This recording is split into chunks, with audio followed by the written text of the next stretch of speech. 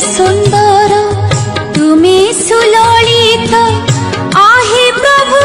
साई बाबा अभय देवाकु सारा संसार